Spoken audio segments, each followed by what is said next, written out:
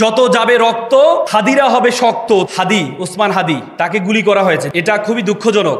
তোমাদের জুলাই অভ্যুত্থানের একজন সংগঠক, আমার ঢাকা বিশ্ববিদ্যালয়ের এক ছোট ভাই হাদি, ওসমান হাদি, তাকে গুলি করা হয়েছে। দেখেছো তোমরা, শুনেছো? এটা খুবই দুঃখজনক। বাংলাদেশে তোমরা যারা জেনজিরা, 2000 জেনজি জীবন দিয়েছে আমার দেশকে সুন্দর করার জন্য। আমাদের দেশের যে সংস্কৃতি এত বছর ধরে তৈরি হয়েছে, সেই সংস্কৃতিকে পরিবর্তন করার জন্য জেনজিরা তাদের তাজা রক্তটুকু বিলীন করে দিয়েছে। একসময় তোমাদেরকে আমরা ফার্মের মুরগি বলতাম যে তারা পাবজি খেলে, তারা বিভিন্ন গেম খেলে, তাদের দিয়ে কিছুই হবে না। সে জেনজিরা আমাদের 17-18 বছরের যে জঞ্জাল, সে জঞ্জাল থেকে মুক্ত করে যে জেনজিরা স্লোগান দিয়েছে, বুকের মধ্যে অনেক ঝড়, বুক পেতেছি গুলি কর, সেই জেনজিদের কারণেই আমরা এই সুন্দর দেশ পেয়েছি। কিন্তু আমরা এখন দেখতে পেয়েছি, গতকাল তফসিল ঘোষণা হয়েছে যে নতুন ভবিষ্যৎ, তোমাদের সামনে যে ভবিষ্যৎ, যে বাংলাদেশের স্বপ্ন তোমরা দেখেছো, সেই স্বপ্নে বড় ধরনের আঘাত হয়েছে। আমরা মনে করি এক হাদি থেকে লক্ষ হাদি জন্ম নিবে ইনশাল্লাহ। কি বলো? যত যাবে রক্ত হাদিরা হবে শক্ত, তোমরা হবে শক্ত ইনশাল্লাহ। খুবই দুঃখজনক। আমি সবসময় বলি, রাজনীতি আমাদের জেনজিদের জন্য না, জেনজিদের জন্য না। একসময় রাজনীতি করতে হচ্ছে যারা অভিজাত বংশের, তারা রাজনীতি করতো।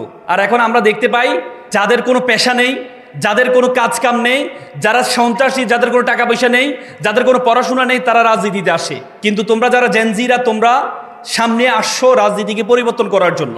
একটা হাদিস পড়ে খুব অবাক হলাম। আল্লাহ রাসূলের ওফাতের সময়, আল্লাহ রাসূল যখন মারা যাবে, শেষ সময় আল্লাহ রাসূল মসজিদে বসে আছেন, তখন একজন সাদা কাপড় পরা একজন ব্যক্তি আসলেন। ব্যক্তি এসে আল্লাহ রাসূলের হাঁটুর সাথে হাঁটু বসলেন। বসে আল্লাহ রাসূলকে জিজ্ঞেস করলেন, আচ্ছা কিয়ামত কখন হবে? আল্লাহ রাসূল বলছে, আমি জানি না। তখন যিনি বসে আছেন তিনি বলল, আমিও, যে যিনি প্রশ্ন করেছেন তিনিও জানে না। তারপরে প্রশ্ন করেছে যে কিয়ামতের কোনো আলামত আছে? তখন উনি বলল, কিয়ামতের 2টা আলামত আছে। অনেকগুলো আলামতের মধ্যে 2টা বিশেষ আলামত আছে। তার মধ্যে একটি আলামত হচ্ছে দাসীর পেটে মনিব জন্মগ্রহণ করবে। দ্বিতীয় আলামত হচ্ছে যাদের কখনো জুতা ছিল না, পোশাক ছিল না, তারা অট্টালিকার মালিক হবে। তোমরা কি মনে করো সমাজে কি আমরা এখন দেখতে পাচ্ছি না? দাসীর পেটে মনিব বলতে মুফাসসিরগণ ব্যাখ্যা করেছেন।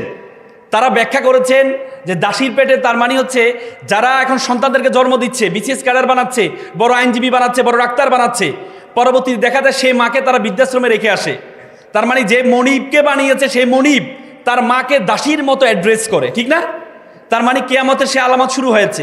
দ্বিতীয় যে আলামত, সেটি হচ্ছে যাদের জুতা ছিল না। তোমরা দেখো তোমাদের আশেপাশে যারা রাজনীতি করে, বড় বড় এমপি হয়েছে, মন্ত্রী হয়েছে, তাদের ব্যাকগ্রাউন্ডের দিকে একটু তাকাও, তাদের ফ্যামিলি একটু খোঁজখবর নিয়ে দেখো। তারা কখনো ড্রাইভার ছিল, নেতার কখনো ড্রাইভার ছিল, নেতার কখনো চামচা ছিল, যাদের কোনো পড়াশোনা নাই, চাঁদাবাজ ছিল, তারা পরবর্তীতে এমপি হয়েছে, কোটি কোটি টাকার মালিক হয়েছে। হয়েছে না? হয়েছে না? তুমি আশেপাশে তাকাও। আমাদের মনে আছে ফেনীতে, তোমরা এখানে ফেনীর কেউ আছো? জয়নাল হাজারি ছিলেন, তার ড্রাইভার ছিল নিজাম হাজারি। পরবর্তীতে সে ড্রাইভার থেকে সে এমপি হয়েছে এবং হাজার হাজার কোটি টাকার মালিক হয়েছে। তো সুতরাং এই যে রাজনীতি, এই রাজনীতি আমরা চাই না। আমরা চাই আমাদের দেশটা সুন্দর হোক। আমাদের দেশ, আমরা যে স্বপ্ন দেখে 2000 জীবন দিয়েছে, 30,000 পঙ্গুত্ব বরণ করেছে, আজকের এই সুন্দর আয়োজন থেকে আমরা মনে করি এই সুন্দর বাংলাদেশ আমরা সকলেই প্রত্যাশা করি। তো সুতরাং আজকে আমি তোমাদেরকে এই সুন্দর যে আয়োজন তারা করেছে, ওয়ান ওয়াই স্কুল, চমৎকার আয়োজন করেছে। আমি তোমাদেরকে 3টি টি এবং 3টি এল আমি বলে কথা শেষ করব। 3টি টি ফর থিঙ্কিং। প্রথম হচ্ছে thinking, T for ট্রাইম and T for target. তোমাদের 3টে জিনিস মেক শিওর করতে হবে। একটা হচ্ছে থিঙ্কিং, ট্রাইম অ্যান্ড টার্গেট। থিঙ্কিংটা কেমন দেখো, আমরা প্রত্যেকে চিন্তা করি। চিন্তাবিদ ব্ল্যাক একটা চমৎকার কথা বলেছেন যে আমরা প্রতিদিন 60 থেকে 70 হাজার বার চিন্তা করি। 60 থেকে 70 হাজার বার আমরা চিন্তা করি। সে 60 থেকে 70 হাজার চিন্তার মধ্যে 95% চিন্তা হচ্ছে নেগেটিভ। তার মানে যখন আমাদের চিন্তাগুলো নেগেটিভ হয়, তখন আমরা পজিটিভ কোনো কিছু আমাদের থেকে প্রত্যাশা করা যায় না। আজকে দেখো, তোমরা জানো আলবার্ট আইনস্টাইনের ব্রেইনকে চুরি করা হয়েছে। ডক্টর টমাস হার্ভে, তিনি একজন আমেরিকার একজন চিকিৎসক ছিলেন। আলবার্ট আইনস্টাইন যখন মারা যায়, তখন তার মগজ, তার ব্রেনকে চুরি করেছে। চুরি করে সে তার বাড়িতে নিয়ে যায়। নিয়ে গিয়ে দেখে যে আলবার্ট আইনস্টাইনের এত মেধা, তার ব্রেনের কোনো পার্থক্য আছে কিনা। পরে তিনি দেখলেন তার ব্রেনের কোনো পার্থক্য নেই। আমাদের যে ব্রেন, আমাদের যে মগজ, তারও সেম, কোনো পার্থক্য নেই।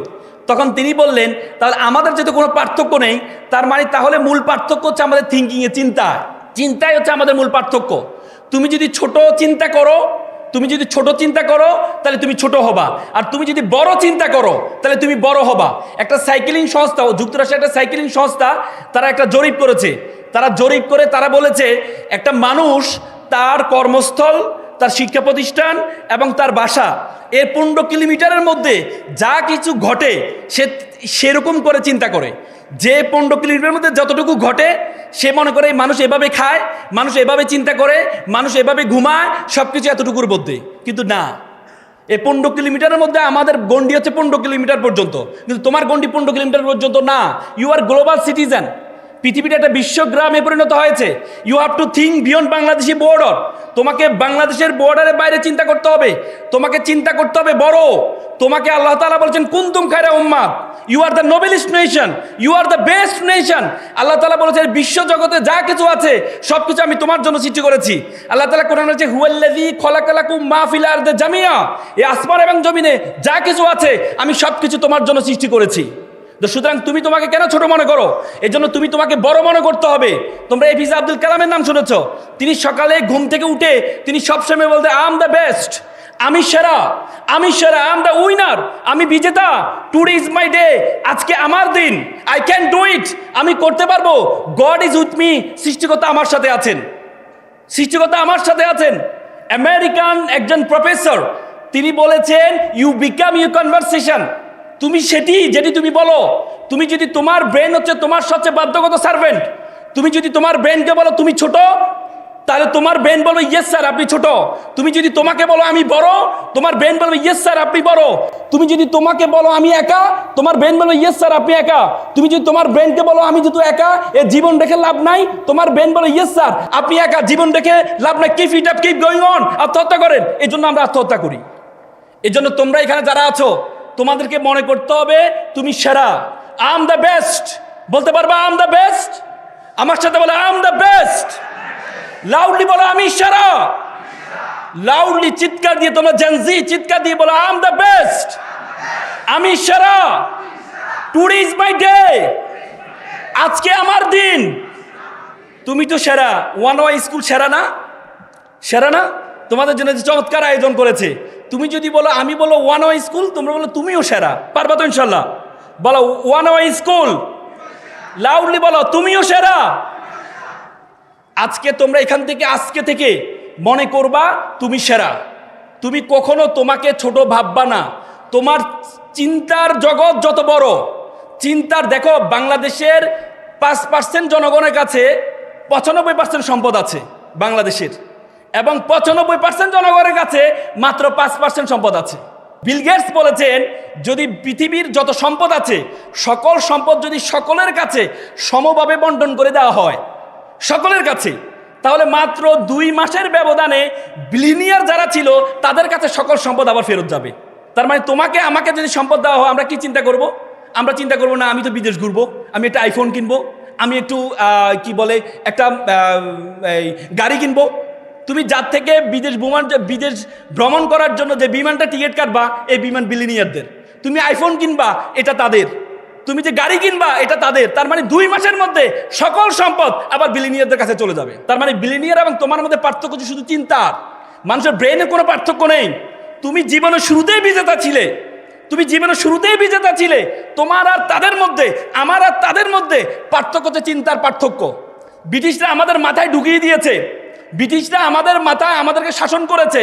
তারা আমাদেরকে মাথায় ঢুকিয়ে দিয়েছে যে ছেঁড়া কাতায় শুয়ে লাখ টাকা স্বপ্ন কেন দেখো।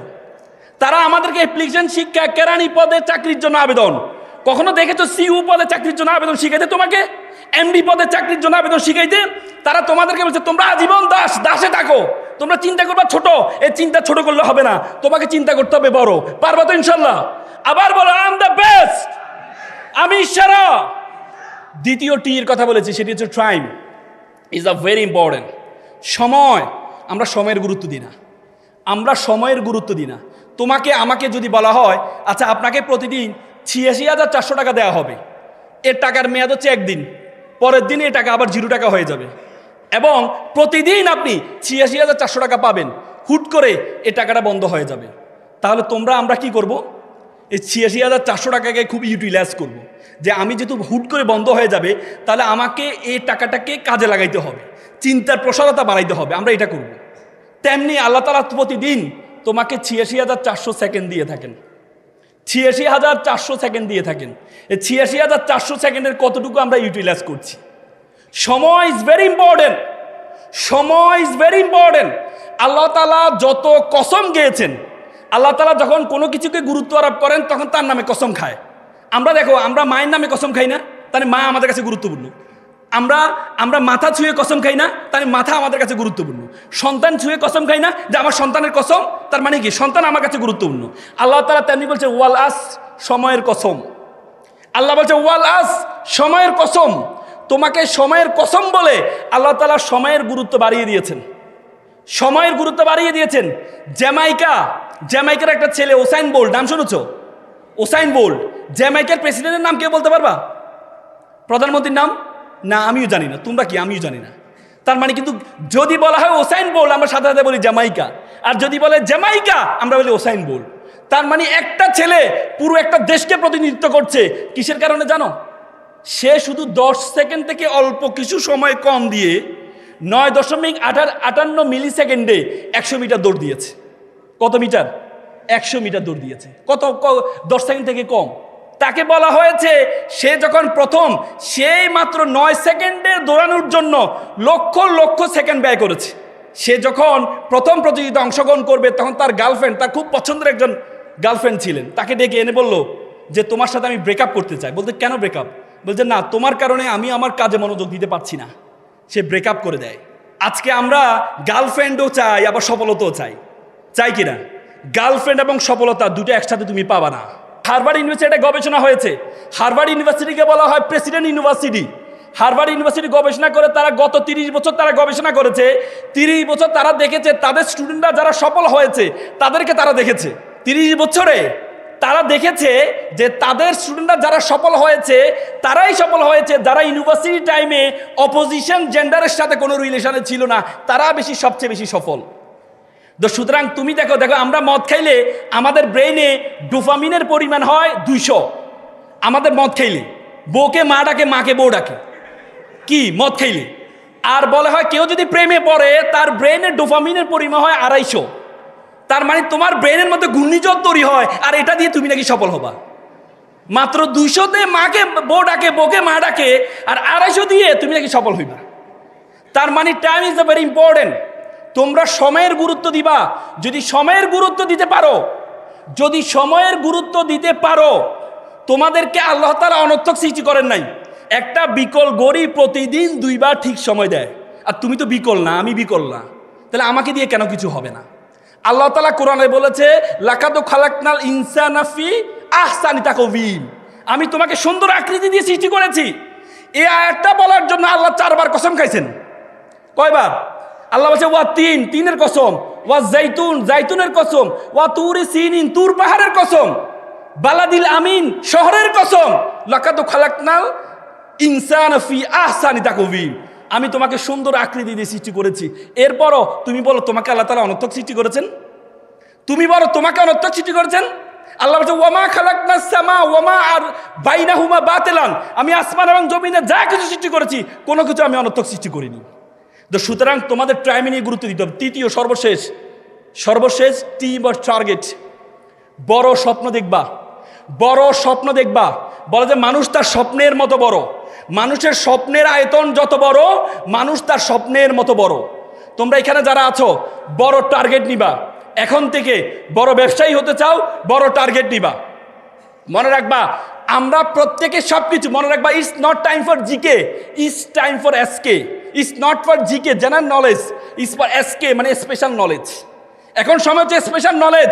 যারা সবকিছু জানে তাদের কোনো খাওয়া নাই, যারা একটা জিনিস ভালো করে জানে তাদের খাওয়া আছে। তুমি দেখো প্রাইমারি স্কুলে একটা শিক্ষক বেতন পায় 20,000, সে সব সাবজেক্ট পড়ায়।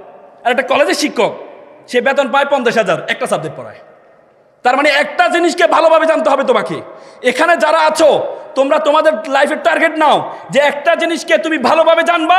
তুমি যদি সেটা ভালোভাবে জানতে পারো তাহলে তুমি সফল হবা। পারবা তো ইনশাল্লাহ?